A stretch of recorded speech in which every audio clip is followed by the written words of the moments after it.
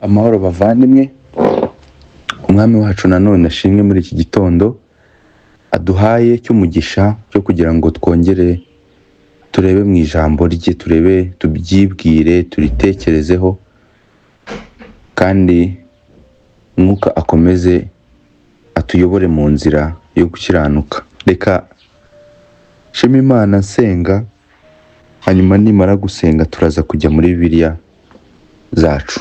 Mwami wacu Mukiza, turagushimira yuko watanze ubuzima bwawe, watanze ubugingo bwawe kugira ngo ubwacu butarimbuka, kugira ngo ubwacu butajyaho urubanza. Ufata ubuzima bwawe uba incungu y'ubwacu kugira ngo Mwami intore zawe abo watoranije ukabapfira ukanabazukira bahinduke Mwami umuganura wabo ugaragarizaho imbabazi zawe. Turagushimira rero yuko uduhaye ubuntu muri iki gitondo. Reka Mwami uganire n'imitima yacu kandi uduhe gukomeza Mwami kwigarurirwa nawe, duhe gukomeza gutekereza no kwibwira amagambo yawe kugira ngo muri ubu butayu turimo Nyagasani dukomeze guhembuka, dukomeze kubona Mwami restoration, dukomeze kubona comfort kugira ngo tukwikire tutariho umugayo. Icyubahiro kibi cyawe iminsi yose ku bwa Kristo Mwami, amen. Reka dufate Bibiliya zacu tujyane mu butumwa bwiza bwanditswe na Yohana, ubutumwa bwiza bwa Yohana igice cya 13. Yohana 13 turaza kuba dusoma ku murongo wa 30. Yohana 13:30 aravuga ngo, nuko Yuda amaze kwakira inogo, muri ako kanya arasohoka, ngo kandi hari nijoro. Nuko Yuda amaze kwakira inogo, muri ako kanya arasohoka kandi hari nijoro.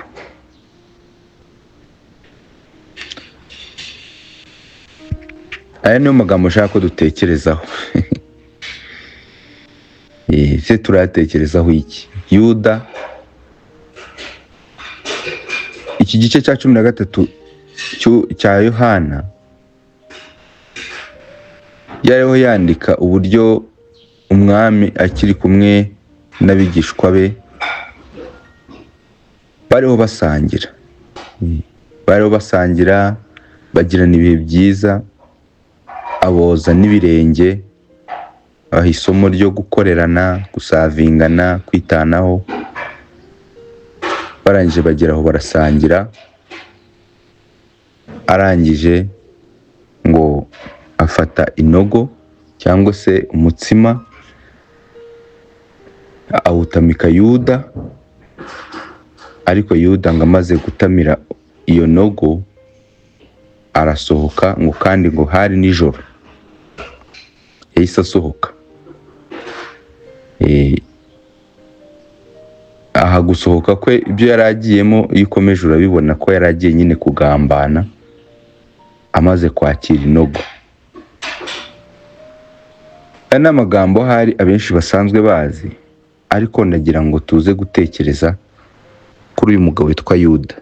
Ndagira tuze kwibwira uyu muntu witwa Yuda, kuko ahangaha ku meza bari bicaye, iyo usomye umurongo wo hejuru 29 ubona ukuntu ngo yari yicaranye umufuka w'imiya.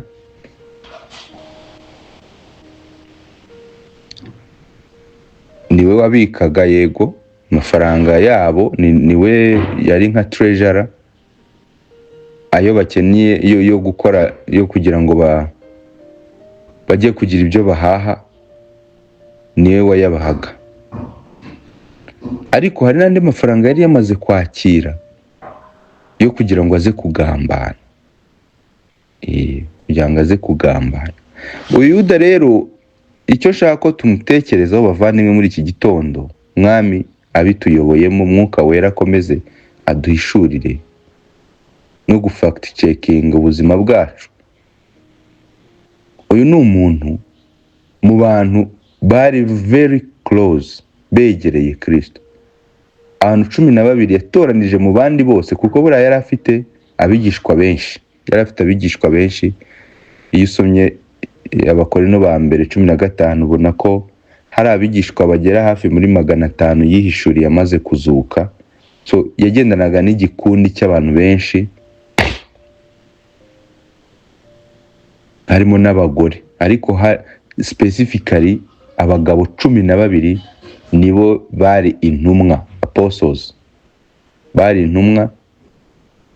Kuko uribuka ko Yuda amaze no gupfa, barebye mu bantu bari basanzwe bagendana na Yesu ngo barebe uwamusimbura, nibwo bahisemo Matiyasi na Bartolomayo, ngira ngo nuko bakuramo umwe kugira ngo ajye mu mwanya wa Yuda, ariko barebye mu bari basanzwe bagendana. So yagendanaga n'abantu benshi, ariko 12 nibo bari abagabo yahisemo bo kugira ngo abatoze, abatraining for the ministry, hanyuma bazakore impact aka kanya turi kubona bakoze, babe ari bo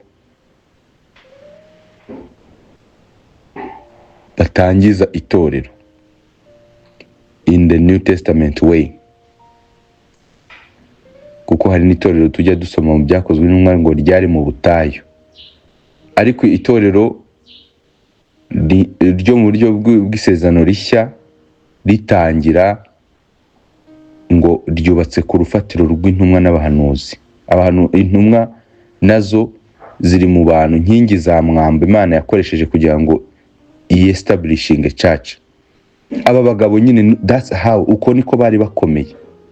Bari abagabo 12 batarengaho umwe cyangwa batabuzeho umwe, ku buryo umwe avuyemo bashatse undi wo kumusimbura. Yuda rero yararimo. Yuda yari umuntu ugendana na Kristo nk'uko abandi bagendana nabo abo 12. Yuda yari umuntu wigiye ku birenge bya Kristo, wumvise samoni zose ko zakabaye ntayimucitse, akibonera, akiwitnessingira ibitangaza n'ibimenyetso umwami yagiye akora hano ku isi, akumva, akagira ubuntu bukomeye butagizwe n'umuntu wari wese, bwagizwe n'aba bagabo 12 gusa, bwo kumva buri kajambo kava mu kanwa k'umwami, bwo kwicara kumva amagambo ye. Yuda nta wundi muntu wamubwiye ijambo ry'Imana utari Kristo. Kristo niwe wari umuyobozi we, niwe wari umushumba we. Kristo barigendaniye, barabonanye imbona nkubone. Nagira ngo mbumvishe how close uyu muntu yari ari na Kristo, uburyo yagendanye na Kristo byegeranye cyane, ndetse birenzaho. Muri iki gice cya 13 muze kugisoma mukomeza kumeditating uyu munsi, murasanga bose yabogeje ibirenge ahera ruhande, nta n'umwe yigeze asiga. Kuko n'abashatse kuresista ngo ataboza, yarababwiye ati hoya, reka nkoze kuko ninakoza nta hantu turaba duhuriye. Rero bose yarabogeje, na Yuda ntiyamusize. Yuda ndetse yagaragarijwe urukundo rwisumbuyeho, niko navuga, kuko nta wundi muntu Kristo yigeze atamika ibyo kurya, ariko Kristo yamutamitse ibyo kurya, both mu buryo bw'urukundo, ariko kandi no kumuburira, no kumuha warning, no kumubwira ngo ndabizi ibintu ugiye gukora, nyamara haracyari amahirwe yo kwihana. Yuda si umuntu wakoze ibintu avuga ngo ndi kubikora rwihishwa, nta wamenye, nta wanketse. Yari amaze kubibwirwa, abati umwe muri mwe arangambanira, ati umuntu ngiye gutamika ubugari. Ntabwo mu by'ukuri yajyaga gutamika umuntu yanze, yamutamitse amwereka affection, amwereka urukundo mu buryo buri practical, ndetse aranamuwoninga, agerageza kumbwira ngo garukiraho, ibyo bintu urimo nabimenye, ndabizi, ndeba mu mutima, ndi Imana, ndakwibutsa ko ntari mwene Adamu, ibyo ukora nshatse wabireka. Ariko ngo abonye yuko yamaze kudisayidinga,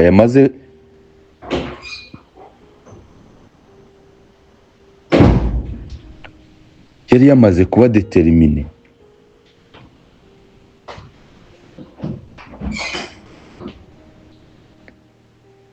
ngo yamaze kumuha inogo. Umurongo wa 27, amaze guhabwa inogo ngo nibwo Satani yamwinjiyemo.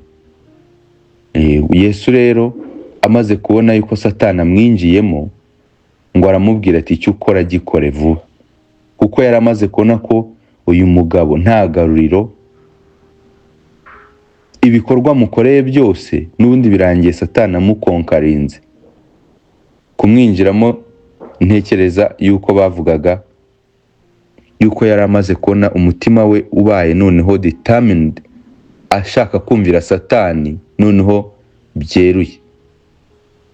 Kristo uhari mu mubiri ariko akaba ari no mu isi y'umwuka, arabona neza ko Satani amaze kumwigarurira, umutima we yawutsinze. Uyu mugabo yamaramaje nta kindi usibye kugambana, akagambanira umwana w'umuntu. Bavandimwe rero, ibi bintu biteye ubwoba.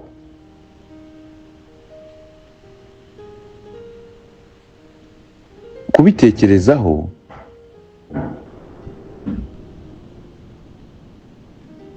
utekereje how close uyu mugabo yari ku mwami wacu, ibikorwa yamukoreye bimugaragariza urukundo by'imbona nkubone. Bavandimwe, buriya twebwe tugorwa no kumva urukundo rw'Imana, kubera yuko akenshi tuba dushaka ibiboneka, biboneshwa amaso, bifatika.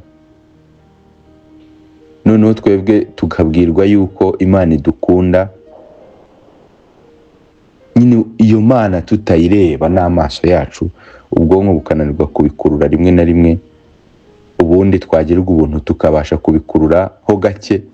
Ariko uyu yahuye n'umwami wacu amaso ku yandi, baragendana, barasangira, aramukarabya, aramugaburira, ariko arangije abirengaho ibyo byose ararimbuka. This is how much, ubu ni bwo buryo umuntu kuba yaba ari umukristo, yitwa umukristo ku izina tumuzi, ari mu rusengero, ari mu bera, ari muri bene data indani hagati mo imbere, asavinga, tumubona ari prominent, ari umuntu ufite ubuhamya, niba ariko navuga, wamuhamiriza ukavuga ngo uyu ni mwene data. Nta muntu uzigera uba close ku mwami wacu kurusha Yuda. Niba Yuda ashobora kurimbuka,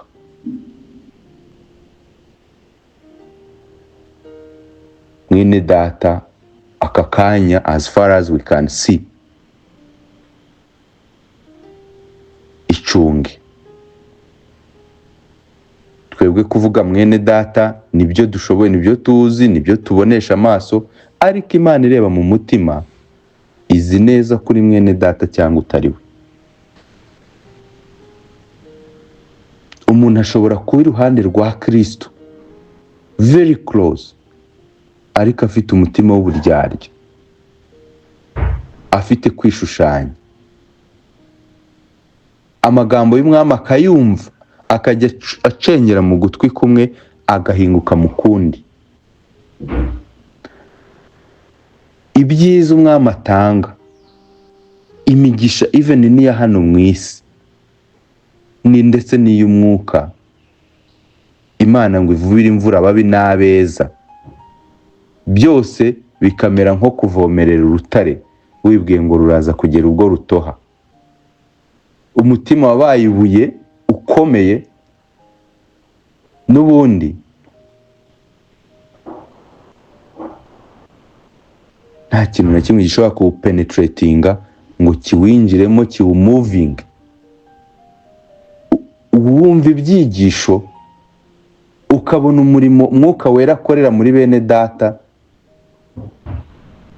ariko you are still unmoved.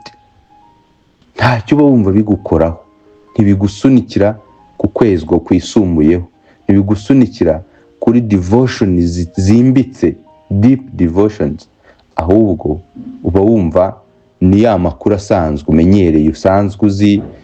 Bigishije iki se? Wizemo iki? Ubutumwa bwiza.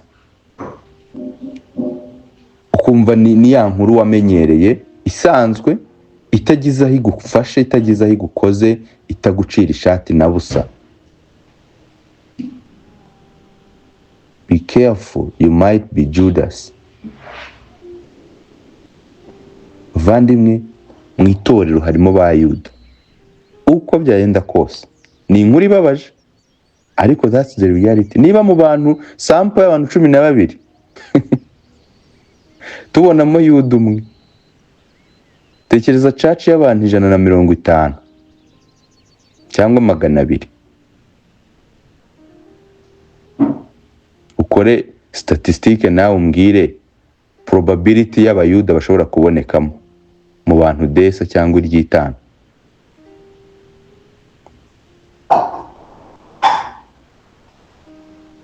Ushobora gusanga bari hejuru y'abantu 10.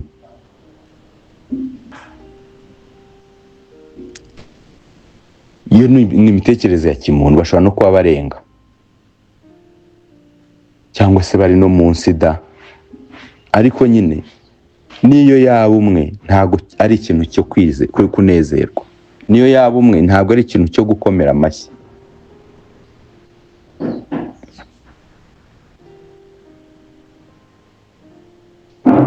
Dukwiye kuba turi kwitekereza, dukwiye kwisaka imitima yacu,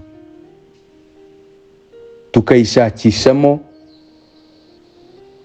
umugera, virusi yaducengeye. Bavandimwe, kugira ngo tumenye neza se, Pawulo niwe ubwira, ngira ngo n'Abikorinto, akababwira ngo binire, bisuzume. Igice cya 11 ababwira iby'igaburo ryera. Ariko iyo exercise yo kwisuzuma, yo kwiyinira, ntabwo ari yo kugira ngo, ntabwo ari yo gukorerwa gusa ku meza y'umwami. Ni n'umwitozo wa buri munsi, ni ikintu duhamagarirwa cya buri munsi cyo kwicekinga no kwisaka no kongera kwicaza umutima wawe ukabaza se, wa mutima we, ibi bintu hari aho byagukoze, hari icyo bikubwiye? Ese iyo ubyumvise uba wumva hari ikintu hari na inch bikumuvingaho, cyangwa urabyumva ugakomeza uri cold? Urabyumva ugakomeza wumva ari ibintu biri aho bisanzwe bidafite uburemere, bidafite aho bigukora, bitagucira ishati. Urabyumva ugakomeza ubuzima nkaho nta cyabaye. Ubutumwa bwiza burigishwa, ukaba umukristo mwiza ku cyumweru, umunsi w'umwami, ariko hatinda kugera ku wa mbere uhita wisubirira mu buzima bwawe bwa buri munsi, ubuzima bwo kuba ubayeho nta kintu witayeho, ubuzima bwo kubaho udakunze umwami, udasenga, ukigira muri gahunda zawe zisanzwe, ugategereza ko uwundi munsi w'umwami uzongera ukagaruka, ukongera ukimeza neza, then ku wa mbere ugasubira mu buzima busanzwe. Nyine umeze nk'umukristo ubayeho ubuzima bubiri. Yuda yari umuntu umwe, Kristo bari kumwe, basangira, baganira, bishimye. Ariko yari uwundi imbere y'abakuru b'Abisirayeli n'Abafarisayo, bamuhereza ibiceri bya ruswa yo kugira ngo aze kugambana. Yarimo abantu babiri. Ese iyo witekereje ubona uri umwe? Uko ugaragarira abera ni kuri no muri private, no mu bwihisho. Ubwo abera ntago bafite version yabo kuri wowe, n'abapagani mucuruzanya bakaba bafite indi. Iyo bateruye ikiganiro cy'amanjwe urajoininga ukabafasha. abera nabo bavuga ibyo kuzajya mu ijuru no kuhabwa ubwiza no kugira ute, nabo ukabafasha, ukaba wicaye aho nabyo ukabyumva ukabivugaho, ariko nyine still ugakomeza uri biti bibisi. Bavandimwe, uyu Yuda akwiye gutera abakristo ubwoba. Ubundi wagatekereje ko umuntu wiyumviye icyigisho cya Kristo akiyumvira samoni zityaye nka ziriya, noneho bakanamwadressinga personal, akavuga ngo umuntu ngiye gutamika ibyo kurya afite ikibazo gikomeye, iyo warning ukayirengaho. Ni kimwe nuko uwitwa mwene data aka kanya yumva imbuzi zo mu butumwa bwiza, akaba warned multiple times, akabwirwa umujinya uzatera utegereje inkozi z'ibibi, ariko izo nkozi z'ibibi agakomeza yumva ziri ahandi hantu, ntabwo wagira ngo ntabwo ziri aho ngaho bari kubivugira. Ni inkozi z'ibibi tutazi aho ziherereye, ziri mu isi yindi, ariko si njye. Kubera yuko mu mutima wawe ushaka, wibona nkaho we nta kibazo uteye, ntacyo utwaye. Iyo bavuze abanyabyaha ntago wiyumva. Bavuga abakristo kwiyumva mu ba mbere, kandi ubuzima ubayeho mu by'ukuri ari ubuzima nk'ubwa Yuda, buri double life. Uvuga ibintu bimwe, wagera hari ukavuga ibindi. Uri umuntu runaka hano, ariko hari ahandi bakuza ukundi. Uyu niwe Yuda. Uyu yari very worldly, yari umugabo ukunda isi, ku buryo ba Petero babazaga bimwe, bavuga ngo bo basize ngo ibyabo, ngo baramukurikira se ngo bazunguka iki? Yuda nta na kimwe yari yarigeze asiga. Agatima ke kari kacyomatanye n'isi, ku buryo bashobora kumuha udufaranga ntatinye guhemuka. Nubwo atari kugambanira Kristo, wenda bashinjaga ko yita Imana. Yuda, uyu mutima wo gukunda ifaranga, biragaragara ko n'undi muntu yari bumugambanire akicwa niyo yaba atari Mesiya. Yuda yari umuntu ushukishwa amafaranga, akaba yakora igikorwa nk'icyo cy'ubunyamaswa. Yumvaga amafaranga, that was all which mattered to him. Ndetse hari naho umugore yaje afata amavuta ngo y'igiciro cyinshi ahenze cyane, yasuka ku birenge bya Kristo, akajya yogesha umusatsi we, ayahanaguza umusatsi we.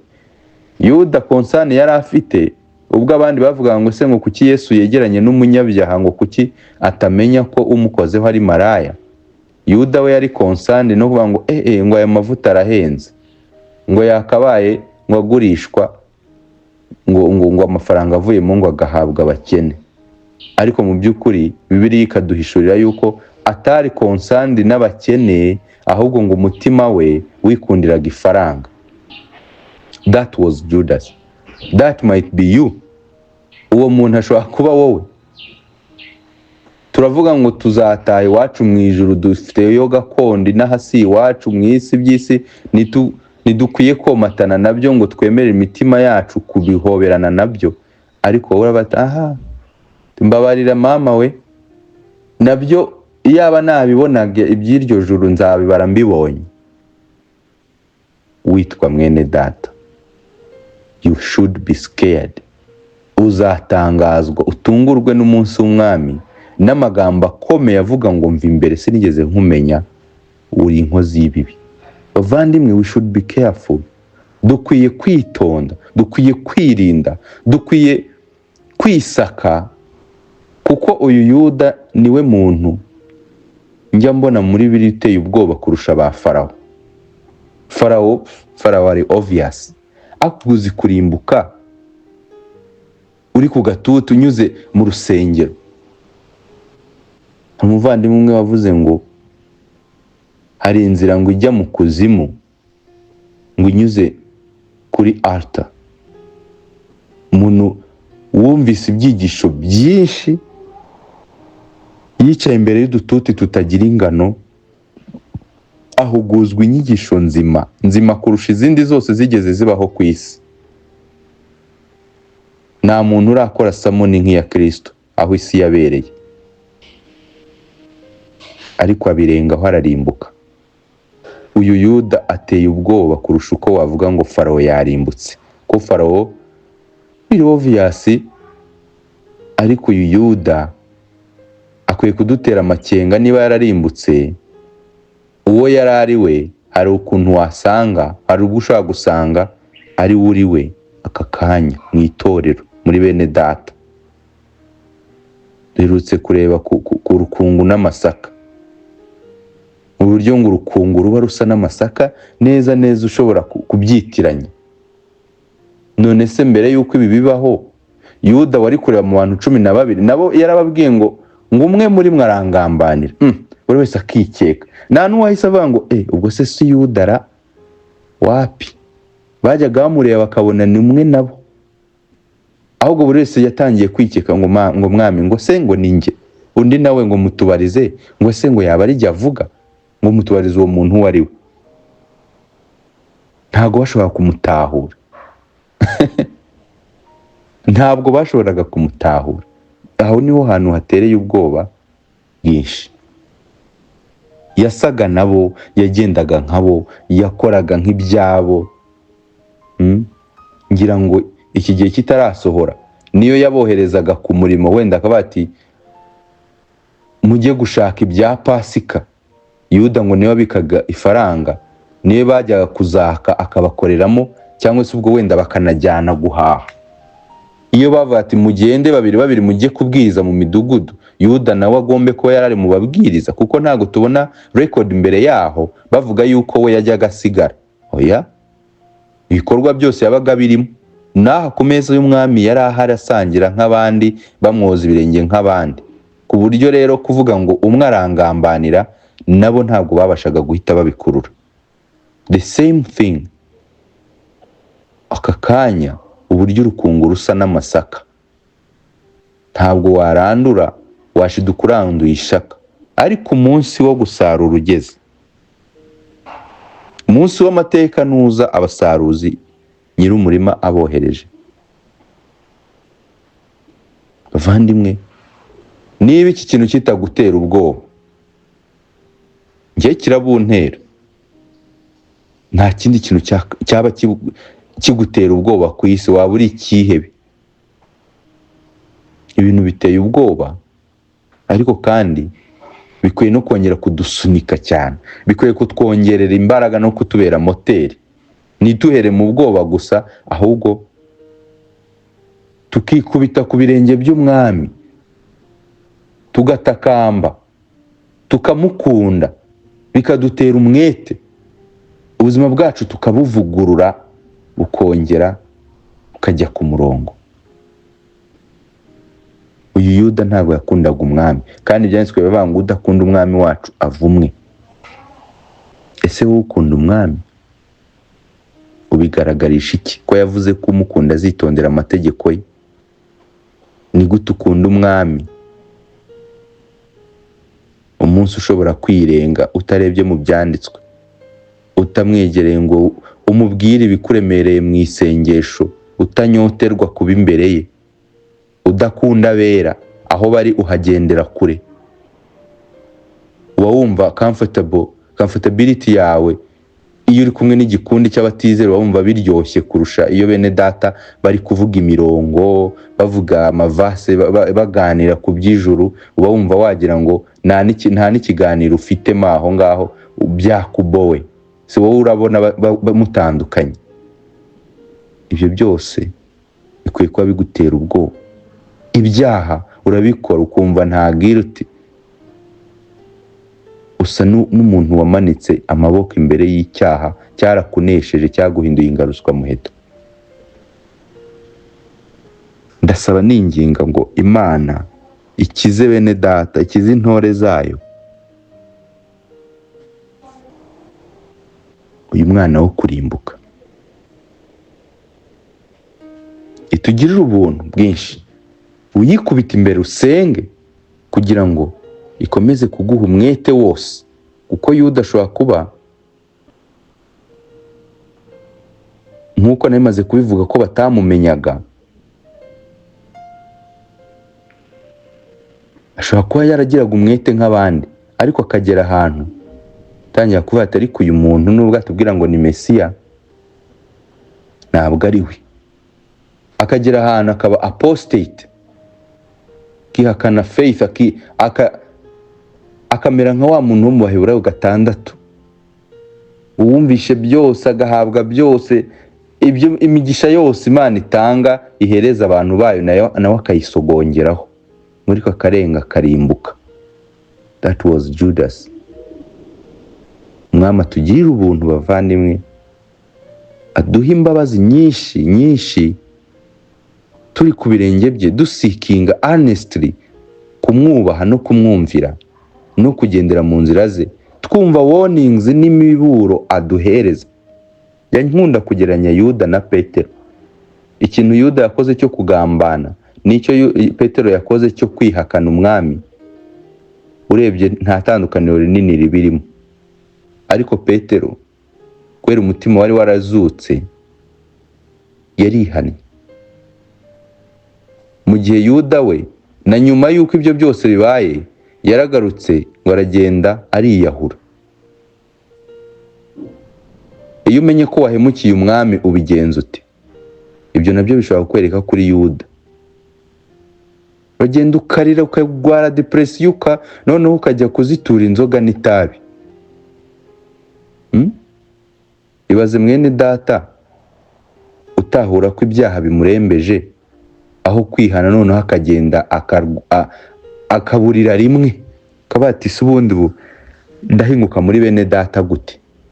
N'ubundi reka nkipinge kampani y'abapagani, tangira kujya mu tubari, mu night club, ngo arebe yuko bwacya adatekereje ku byaha abamo, noneho akibuza kubitekerezaho abyongeraho n'ibindi.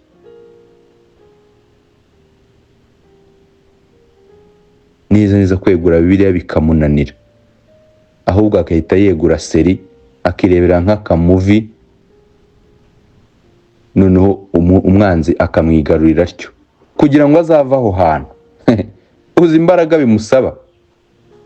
Ya seri iragenda ikamugeza ku zindi, zikagenda zikabyara izindi, noneho ugasanga yabaye nyine niwe n'amaseri, nta gisenga, nta gisura bera.